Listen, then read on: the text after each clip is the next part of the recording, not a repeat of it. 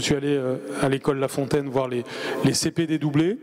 Là aussi, l'école s'est mise à l'avant-garde parce qu'elle a dédoublé ses CP, mais aussi allégé ses CE1.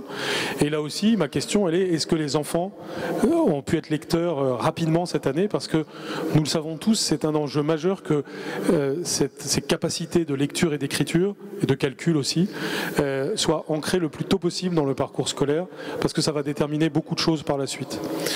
Et notamment, il est bon que les élèves de CP sachent déjà lire avant Noël.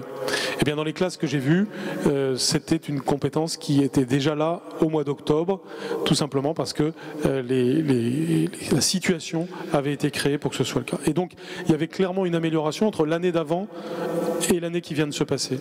Moi, je trouve intéressant qu'on dédouble les CP, évidemment, dans les classes, enfin du moins dans les écoles qui en ont peut-être le plus besoin donc actuellement, mais j'aurais aimé aussi qu'on se préoccupe des écoles rurales et des effectifs des écoles rurales sur la question des CP et des multiniveaux. Nous n'avons, et contrairement à ce qu'ont dit beaucoup de gens, et ils ont fini par ancrer ça dans l'esprit public, mais c'est faux. Nous n'avons pas des habillés pierres rurales pour pôle urbain.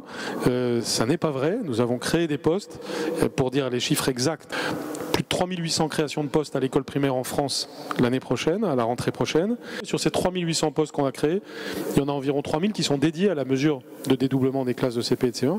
Les 800 autres nous permettent de faire toute une série de choses, dont le fait de ne pas fermer là où on aurait fermé en temps normal en milieu rural.